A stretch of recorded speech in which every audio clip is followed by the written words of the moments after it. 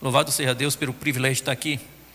Eu, quando tinha 7 anos de idade, no meu aniversário, eu me retirei do meio das pessoas, fui para o meu quarto, me deitei na cama, olhei para o teto, botei as 2 mãos para cima, assim, olhei para as costas das minhas mãos. Isso marcou minha vida, eu nunca mais esqueci disso.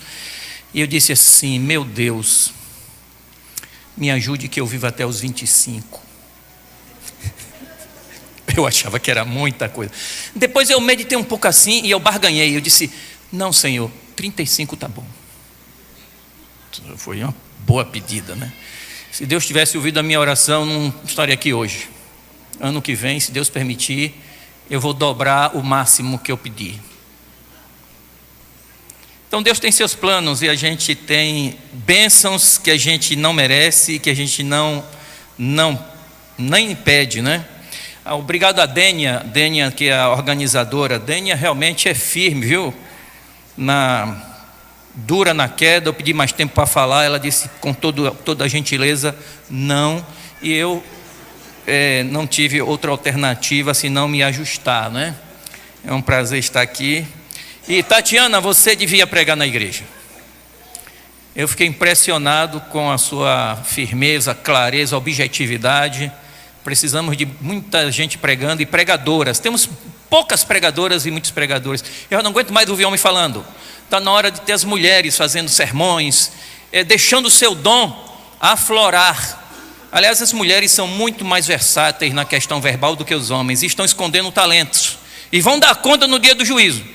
Então vocês deveriam explorar esta habilidade própria das mulheres, né? E obrigado ao grupo musical entusiasmado, espiritual. Eles estavam assim tão envolvidos com a música, eu estava observando, que eu disse: uma hora desse um é arrebatado aí e sobe. Tão consagrado que o pessoal. Então, muito obrigado aí a vocês por essa experiência, que é uma experiência maravilhosa. Você estar aqui e ali está a praia, né? No dia que não tiver muita gente ali, você já sai daqui para fazer vigília ali, sai dali para vir para a igreja, né? E cuidado com a tentação também, porque, né, a praia está logo ali. Eu quero falar com vocês hoje uma reflexão bíblica que está em Filipenses capítulo 4, verso 15 a 18. Nós não vamos explorar o versículo, porque eu falei para a Dênia que eu tinha feito essa mensagem porque me convidaram a fazer uns seminários, e eu lamentavelmente me equivoquei e modulei a mensagem para ser no nível de um seminário. Eu calculei 50 minutos, 1 hora. Mas não é aqui o lugar do seminário, vai ser no outro momento. Então eu tive que fazer minhas adaptações para me adequar ao programa de vocês. Leiamos então Filipenses capítulo 4, versos 15 a 18, que diz assim: e como vocês, filipenses, sabem muito bem, no início da pregação do Evangelho, quando parti da Macedônia, nenhuma igreja se associou comigo nessa questão de dar e receber, exceto vocês somente. Porque até quando eu estava em Tessalônica, por mais de uma vez vocês mandaram bastante para as minhas necessidades. Não que eu esteja pedindo ajuda. A Bíblia de vocês talvez diga assim: não que eu procure o donativo, né? Pois o que realmente me interessa é o fruto. Paulo estava muito preocupado com a salvação de almas e com o crescimento espiritual da igreja, que a palavra fruto tem esses 2 significados predominantes na Bíblia. O que realmente me interessa é o fruto, que aumente o crédito na conta de vocês. Recebi tudo e tenho até de sobra, estou suprido desde que Epafrodito me entregou o que vocês me mandaram, que é uma oferta de aroma agradável, é um sacrifício que Deus aceita e que Ele agrada. E o meu Deus, segundo a sua riqueza em glória, há de suprir em Cristo Jesus tudo aquilo de que vocês precisam. Bom, essa é uma das cartas da prisão, né? Paulo escreveu quando ele estava preso. Ele escreveu 4 cartas, alguns dizem que 3, Efésios, Filipenses, Colossenses e Filemão. Nessa altura estava idoso, ele não tinha salário. Paulo era o único apóstolo que não recebia salário. Ele diz isso claramente em 1 Coríntios capítulo 9, ok? Mas ele não recebia salário, ele viveu fazendo tendas. Havia algumas restrições, não só de algumas igrejas, mas da parte dele mesmo. Ele se achava indigno de ser chamado apóstolo, que se perseguiu e inclusive foi cúmplice na morte de cristãos. Ele usa a palavra no plural, quer dizer, ele não participou só da morte, aprovando a morte de Estevão, mas ele diz: porque quando os matavam, eu dava a minha aprovação. Então o apóstolo São Paulo, ele tinha um pouco de sentimento de que ele não merecia, então ele não recebia salário. Então ele viveu sempre assim, fazendo suas tendas, mas aí agora idoso, preso, um regime mais fechado do que aberto. No regime romano, ele não tinha suprimentos necessários na prisão. A prisão é um buraco frio, né, no subsolo. No inverno europeu, lá em Roma, era praticamente para matar uma pessoa de hipotermia, mas ele estava ali na prisão, talvez com os dedos enrijecidos pelo frio, e ele escreveu cartas. Uma das cartas é essa carta que nós temos, que só existe por causa dessa oferta aqui que ele recebeu, que ele disse que recebeu essa oferta, uma oferta especial, uma oferta avulsa, que uma igreja distante da região da Macedônia, uma igreja que ficava a 1.100 quilômetros de distância pelo caminho mais próximo, caminho mais longo, 1.900 quilômetros, e essa igreja ouviu através de mensageiros que Paulo estava preso, e eles conheciam as condições da prisão, e eles foram tocados pelo Espírito Santo e resolveram mandar uma oferta para eles. Só que a igreja de Filipos era uma igreja extremamente pobre, muito pobre mesmo, né? Os historiadores dizem que a região na época tinha sido devastada por disputas políticas, guerras internas e perda de colheitas. Então eles estavam realmente muito empobrecidos. Além disso, a igreja era uma igreja perseguida pelos romanos e pelos judeus. O apóstolo São Paulo, em 2 Coríntios, capítulo 8, verso 1 a 5, ele declara que a igreja dos macedônios, das quais a igreja de Filipos era mais distante, não recebia a visita apostólica, não tinha um pastor para tomar conta, era chamada Portal da Ásia, quem passava de Filipos já entrava na Turquia, não tinha mais nada para se ver. Então era a igreja do fim do mundo, a igreja de onde o vento faz a curva. Então uma igreja solitária, distante, praticamente sem assistência pastoral alguma, uma igreja extremamente empobrecida, uma igreja perseguida. E o apóstolo São Paulo usa duas expressões para a igreja de Filipos na epístola aos 2 Coríntios, capítulo 8, verso 1 a 5. Ele diz que eles eram profundamente pobres. Eles não eram pobres, eles eram profundamente pobres. E a outra expressão que ele usa é a seguinte: eles tinham muita prova de tribulação. Explicitamente assim que ele diz, muita prova. Quando você quer dizer que uma pessoa tem prova, ele tem prova. Quando ele tem tribulação, mas quando ele usou essas três palavras, que ele estava realmente superlativizando a tribulação deles. Muita prova de tribulação. E eles eram profundamente pobres. Era uma cidade rica, mas nessa fase, nesse momento histórico, estava numa situação crítica, caótica do ponto de vista financeiro. Mas eles eram muito pobres. Eles eram tão pobres que lá mesmo nessa passagem de 2 Coríntios capítulo 8, verso 1 a 5, o apóstolo São Paulo disse que eles queriam dar oferta para a campanha para ajudar a Judeia, que estava numa situação muito pior talvez, e o apóstolo São Paulo rejeita a oferta dele, diz, não precisa, pobre. E eles insistem, a Bíblia diz que foi preciso que eles rogassem muitas vezes. A expressão muitas vezes mostra que foi pelo menos mais de 3 vezes, que eles rogavam e Paulo resistia a receber a ofertinha deles. E eles diziam, mas nós queremos a graça de participar. Quer dizer, eles tinham essa razão de participar. Então nós temos aí, nessa igreja de Filipos, uma igreja distante, uma igreja sem assistência, uma igreja muito pobre mesmo, e uma igreja muito atribulada. Nós temos um exemplo muito interessante, porque eles tinham todos os motivos para dizer, olha, para que nós nos envolver com os projetos evangelísticos de Paulo, que está a 1.100 quilômetros de distância. Aliás, para você levar essa oferta, naquele tempo a igreja fazia tudo a pé, não andava a cavalo nem de jumento. Você andar a cavalo e jumento naquelas regiões era se arriscar a tomar o teu cavalo, tomar o jumento, ainda matar você e tudo mais. Então, quem andava a cavalo e jumento tinha que andar acompanhado com um grupo grande de pessoas, ou então com um guarda-costas, com soldados acompanhando. Então era muito perigoso. A igreja cristã desenvolveu o seu ministério a pé. Então todas as ofertas, todas as manutenções dos ministros, dos pastores naquela ocasião, ocorriam a pé. E viajar 1.100 quilômetros a pé, não é, naquela região, custava pelo menos uns 3 meses de viagem para um homem robusto, uma pessoa que desenvolvesse bem a caminhada para levar a sua oferta. Então não havia ainda uma coisa que inventaram hoje chamada 7Me, né? Não existia Pix. Então eles tinham que se virar e dar oferta naquela época. Não era somente dar oferta ou enviar o dízimo. Naquele tempo, para enviar a oferta, você tinha que escolher um irmão robusto, saudável, honesto, que recebesse aquela oferta da igreja e viajasse, arriscando-se a morrer. Aliás, o mensageiro aqui, que se chama Epafrodito, ele quase morreu. Se vocês lerem essa mesma epístola no capítulo 2, verso 25 em diante, o apóstolo vai explicar que Epafrodito, por causa dessa viagem, ele quase morreu. E aí ele diz, inclusive, nós precisamos de pessoas assim, dispostas a arriscar a vida pela causa de Cristo. Note que o motivo de Epafrodito fazer isso é porque ele amava a causa de Cristo. Quer dizer, era um jovem, ele estava no meio do caminho, ele possivelmente podia ser, a Bíblia não fala, mas ele podia ter esposa, uma esposa jovem, talvez alguns filhos, ou podia não ser casado, ter uma namorada, ou podia ter alguns planos para a vida, mas ele ia levar aquela oferta sem saber se voltaria. Quando ele pega a oferta na mão e ele desaparece na estrada, os irmãos entram em oração porque sabiam que ele podia morrer, podia não chegar ao seu destino, e se chegasse, quando voltasse, podia também ser morto.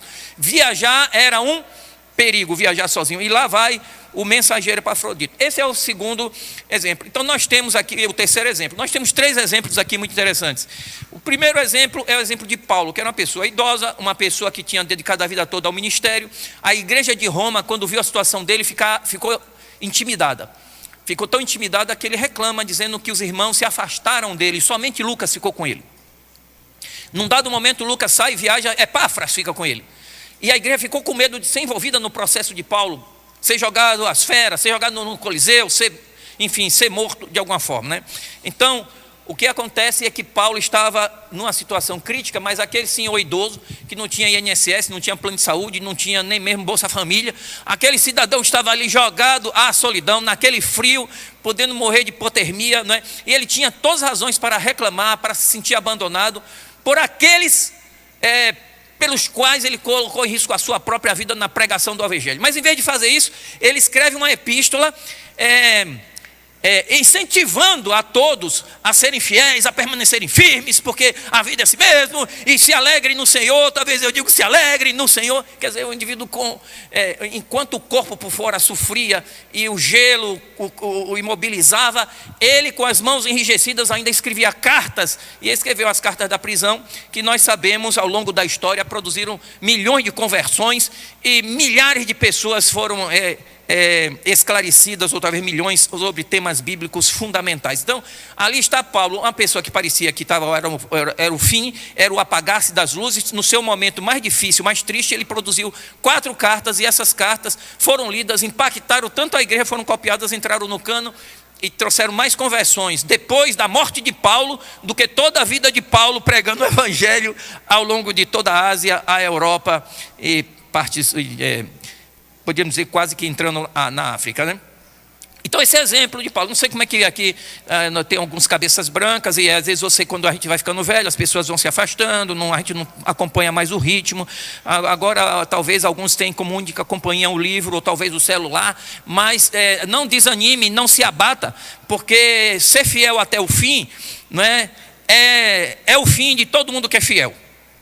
Então a gente tem que ser fiel mesmo nas condições mais adversas, mais difíceis. Esse é o exemplo de Paulo. Mas Paulo vai explicar que ele fez isso não é por outro motivo qualquer, senão a causa de Cristo, é o amor de Cristo. Okay? O amor de Cristo é o motivo. Aí você tem a igreja dos filipenses, que eles estavam lá longe, e disseram, mas para que a gente vai dar uma ofertinha tão pequenininha? Nós somos muito pobres de Marredeci. A nossa oferta é tão pequenininha que não vai fazer grande diferença, vai só lá quebrar o galho de Paulo, talvez solucionar por alguns poucos dias, e nós vamos arriscar a vida de uma pessoa para sair daqui e viajar 1.100 quilômetros a pé. Mas eles mesmo assim tiraram sua ofertinha, não queriam gastar à toa, eles achavam que dar para Jesus, isso sim era coisa boa.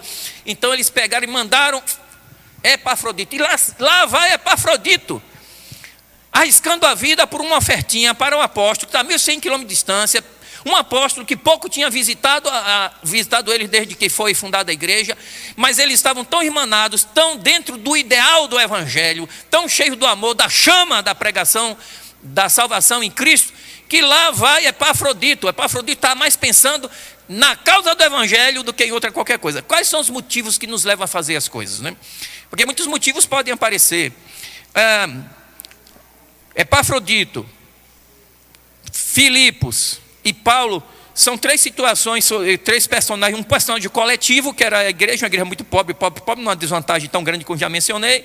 Um jovem arriscando a sua própria vida para levar uma oferta muito pequenininha, arriscado morrer num caminho, na ida ou na volta. E um idoso lá, abandonado, esquecido no meio de uma prisão fria. 3 exemplos que são exemplos muito difíceis, muito complicados, e que nós podemos contemplá-los e tirar lições para nós, lições de lealdade, de fidelidade. O mundo precisa de exemplos. O mundo precisa de bons exemplos. Precisou no passado, precisa de hoje. Os exemplos de Paulo, de Epafrodito e de Filipos permaneceram ao longo de 2000 anos, dando lições espirituais para a igreja, para as pessoas que estavam a ponto de desanimar. Jovens colocando a sua vida em risco, a sua carreira em risco, na universidade, no emprego, nas relações sociais, coletividades sendo perseguidas, fechadas, se sentindo pouco relevantes, idosos, pessoas que em algum momento se sentem sem valor, sem importância, que não estão fazendo diferença. Mas a Bíblia vem nos informar que não importa a circunstância que a pessoa esteja, o que importa é que a pessoa seja fiel. Agora, não basta só ser fiel, tem que ser fiel pelos motivos certos, né? Eu li, um dos primeiros livros que eu li quando eu fiz teologia foi o livro Cartas do Inferno, de C.S. Lewis. Ele está de graça, você pode fazer download no Google. Tem um novo nome, parece que é Cartas de um Diabo ao Seu Aprendiz, uma coisa assim. E lá, então, C.S. Lewis era um ateu radical, né, um professor de literatura na Inglaterra, e ele acaba se convertendo. Ele foi ler a Bíblia, e ele se converte e se torna um dos grandes defensores do cristianismo. E nesse livro, Cartas do Inferno, ele diz que o diabo instrutor disse para o diabo aprendiz o seguinte: para fazer tudo para o povo não ir para a igreja. A igreja é um lugar perigoso para o diabo. Por que é um lugar perigoso? Porque na igreja os crentes se unem para cantar, ouvem conjuntos musicais, vê coralzinho de criança cantando, e as pessoas se emocionam e começam a fazer, vê uma irmã lá na frente fazendo um apelo para o dízimo das ofertas, com segurança, com firmeza. E o diabo não gosta disso, porque isso patrocina o evangelho, isso faz a pregação e contrata pastores, constrói a igreja, patrocina Novo Tempo. Então arriscado abrir outra Novo Tempo, mais um canal de TV, mandar missionários para fora. O diabo não gosta desse projeto. Então igreja une os crentes, e crente unido, na nossa política do evangelho, é crente unido, jamais será vencido. Então nós estamos unidos na igreja, né? Então o inimigo diz: olha, a igreja não é um bom negócio para o inferno. A igreja não é bom negócio para o inferno. Faz esse povo ficar em casa, manda esse povo para algum lugar, distrai de toda forma, mas não manda esse povo para a igreja. Mas aí o diabo aprendiz diz: mas está difícil, o povo vai para a igreja, porque o pastor convida, aí os irmãos convidam, tem os oficiais da igreja, tem uma irmã que manda recado, tem outra irmã que não sei o quê. Olha, é um negócio, tem uma tal de uma irmã Dênia que organiza o culto direitinho, e o pessoal quer ver aquele culto, tem tudo lá, então nós temos que ir para a igreja.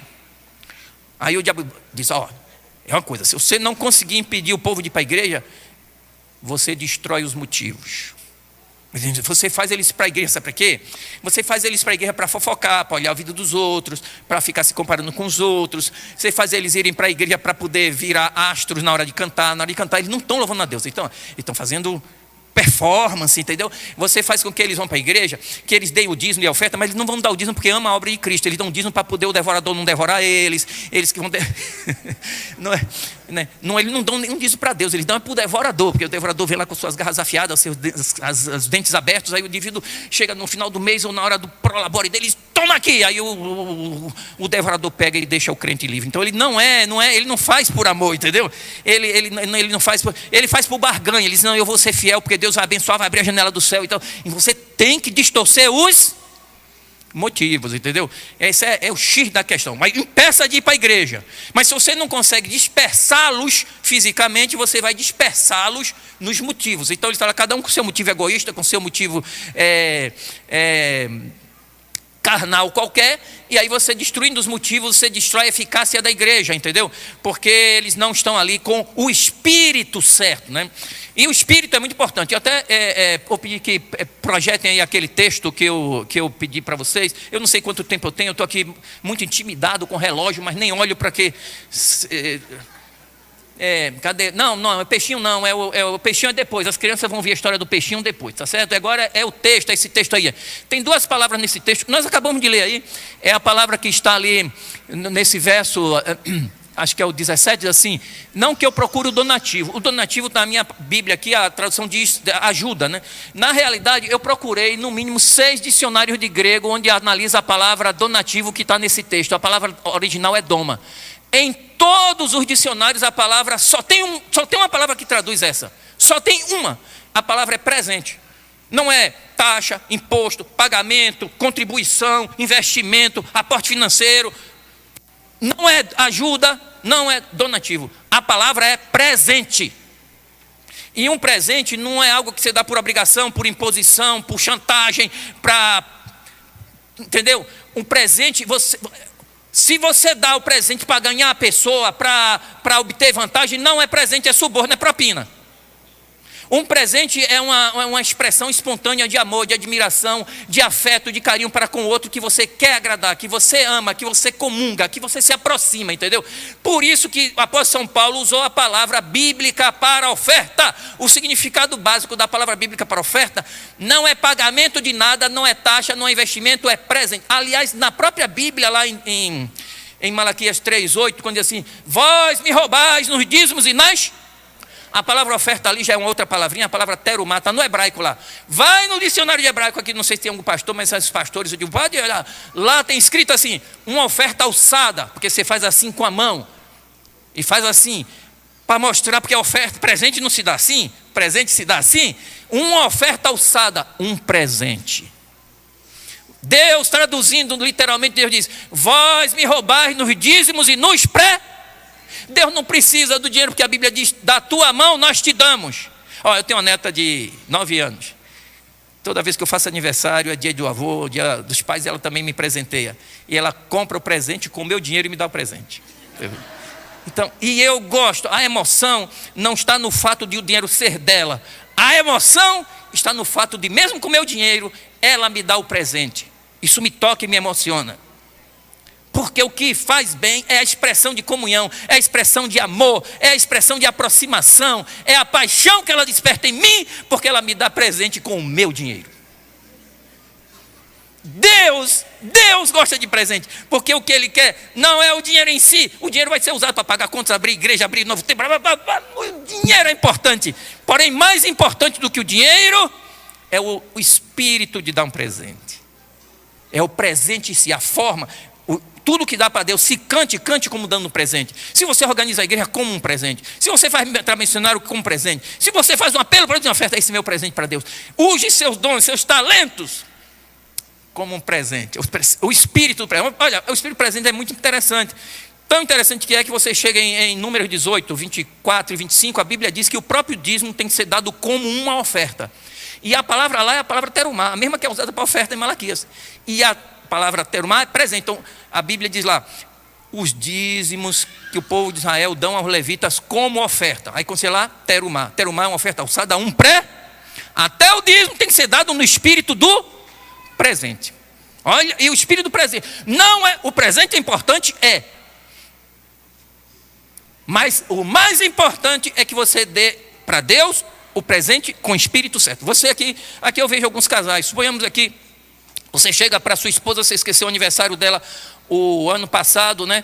E você ficou com aquela coisa, né? Pisou no tomate, então sua esposa está te olhando e de repente você resolve este ano não pisar na bola e você compra o melhor presente e leva para ela. Só que na hora de entregar o presente, você diz para que meu amor, meu raio de luz, minha flor de laranjeia, minha lua cheia, meu amor, meu favo de mel, eu trouxe um presente para você. E ela fica feliz. E aí você diz: está aqui, ó, para você não ficar com essa cara de cobrança para cima de mim. Você pode ter dado o melhor buquê, o melhor presente, mas estragou tudo. Por que você estragou tudo? Por causa da maneira. E a maneira que você estragou é por causa do espírito, é o motivo que está embutido ali. Nós às vezes fazemos isso. Está aqui, ó, o meu dízimo é oferta, para o Senhor não ficar me cobrando, me ameaçando, para o Senhor não dizer que eu nunca lhe dei nada. Não adianta você fazer bem feito se você está fazendo por um motivo errado, porque Deus não vê apenas o seu ato exterior, Ele vê seu coração. Ele quer que você dê o presente com o dinheiro dele, mas Ele quer sentir amor. Vovô, eu trouxe um presente para você. É o amor que deve mover. Deus nos ama, enviou seu Filho ao mundo para nos salvar. E tudo que nós fazemos como corpo de Cristo é nos mobilizar em sintonia com Cristo, movidos pelo Espírito Santo, para com esse amor dar a nossa vida, o nosso corpo, os nossos talentos, os nossos bens, os nossos recursos, a fim de salvar almas como Cristo no Calvário se dispôs a nos salvar. E agora eu quero contar a história do peixinho. Projete aí o peixinho, porque o relógio não para. Esse peixe aí, o nome dele é linguado. Minha neta com 5 anos queria um pet, e eu não queria pet que soltasse pelo, fizesse cocô, fizesse xixi, babasse, fizesse barulho, mas no fim acabei cedendo, está lá o pet. Ela fica comigo praticamente todo dia, o dia todo que minha filha trabalha, e o marido também. Assim, a desculpa dos filhos de hoje é botar os filhos para ficar com os avós, e os avós amam e adoram isso, né? Então, aqui está o linguado. O linguado era muito mais bonito, ele era exuberante, aí ele está sofrido igual um filipense, está bem abatido. Ele pegou um fungo, ficou doente, minha neta identificou, eu tirei foto, fiz um filme, levei no balcão de remédio, a mulher disse lá, tem que usar esse remédio, são 30 e poucos reais, 8 dias e um ritual trabalhoso. E eu disse, se não der certo, eu disse, olha, tem esse outro remédio, mais 8 dias, mais outro ritual trabalhoso e mais alguns produtos. E eu disse para ela, e se não der certo, ela aí morre, porque esse bicho é fraco, sinto muito. E eu saí andando e vi lá um aquário com peixes lindos, um peixe desse, isso é o beta, era um beta-leão, aquele beta, super beta, beta master, beta prime. E eu fiquei empolgado com aquele peixe beta bonitão, e eu olhei o preço, R$19,90 a unidade. Aí eu encontrei a solução para o meu drama. Eu não comprei imediatamente, voltei para casa, contei para minha esposa, minha neta estava perto assim. Ela disse, então compra logo um, vamos botar aqui. Tal, porque o linguado vai morrer, não vai resistir. E minha neta ali brincando. E aí alguém que estava lá em casa fez uma brincadeira de mau gosto, por sinal, disse assim, joga no vaso e dá descarga. Pronto, começou a Terceira Guerra Mundial. Minha neta se levantou, eu não quero. Ninguém vai jogar meu peixe no vaso da descarga. Aí eu disse, não, estão falando assim, mas é porque ele está dodói. Não, vocês vão fazer isso sim. Eu disse, não, ele vai falecer, eu vou lhe dar um peixe novo. Ela disse, eu não quero peixe novo. Eu disse, é um beta, é um super beta, entendeu? Ela, não quero outro peixe beta, não. Eu disse, eu lhe dou 2. Ela disse, eu não quero 2. Eu disse, eu lhe dou 3. 3 ainda está no orçamento dos 60, né? Então, ela, não quero 3, não quero 100, não quero 1000. Começou a andar pelo corredor do apartamento assim, pela sala, e gritava com desespero. Eu disse, Helena, os vizinhos vão pensar que nós estamos lhe espancando. Para, por favor.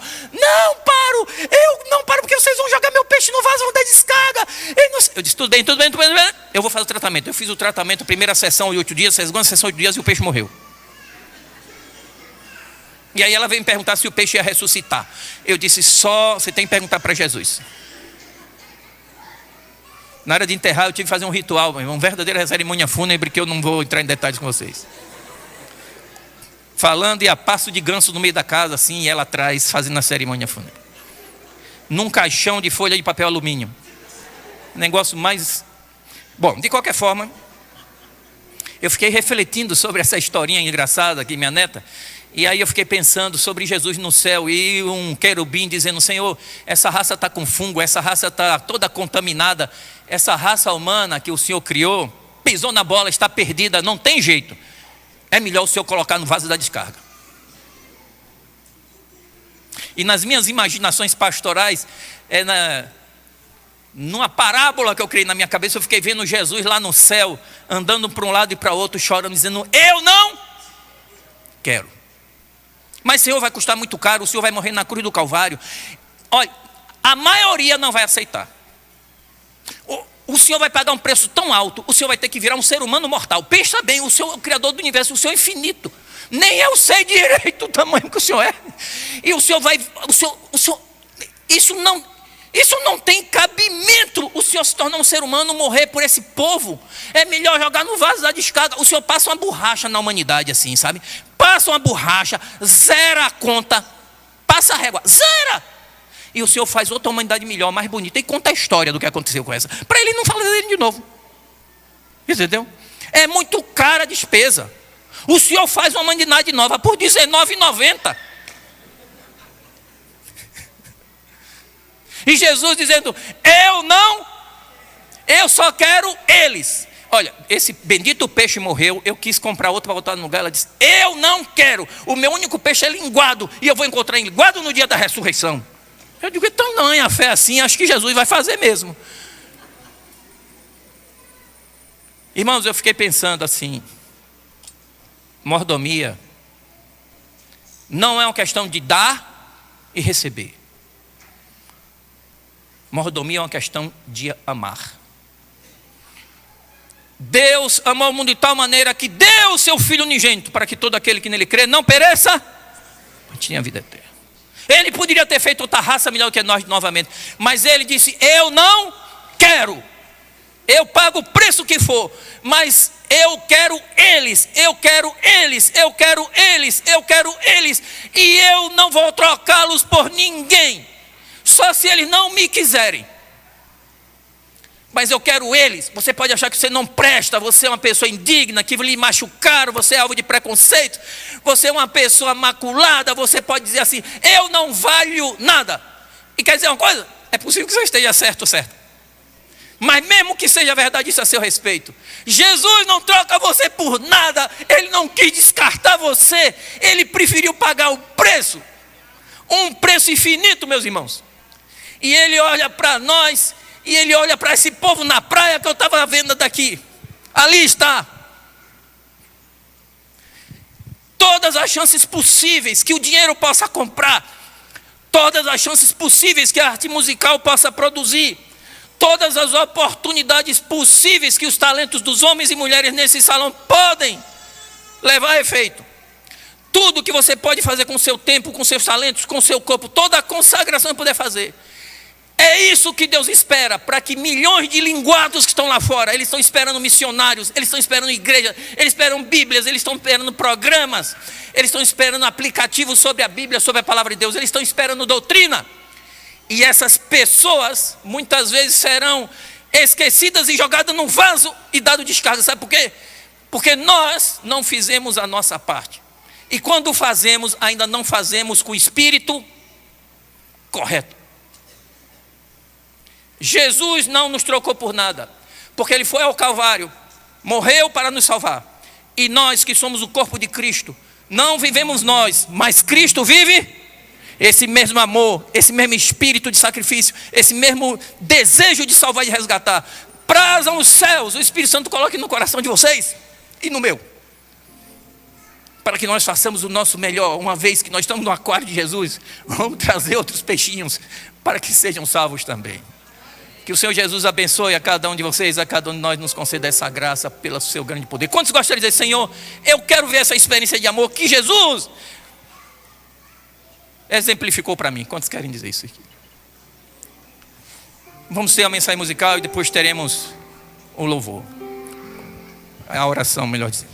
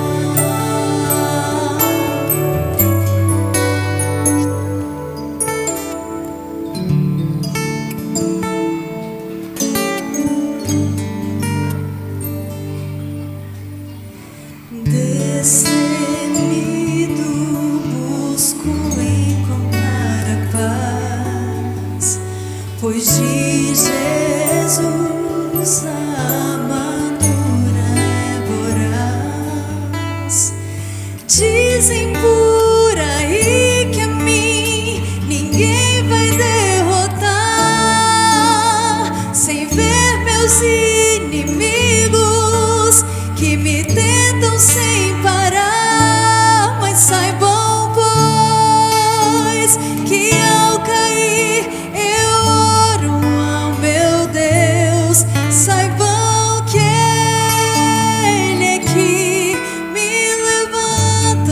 estou só, espada em punho, estou a chorar,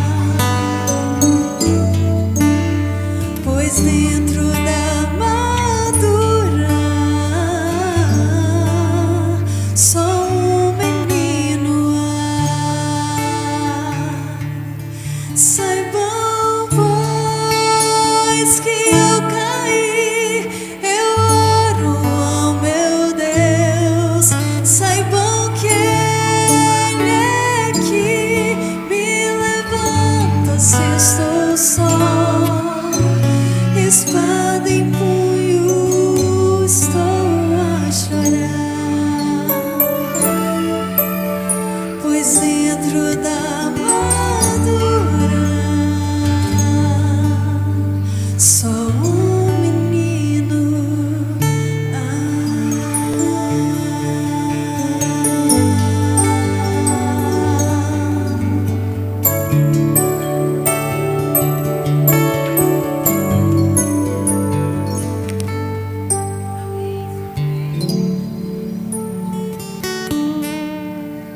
Vamos levantar folhas.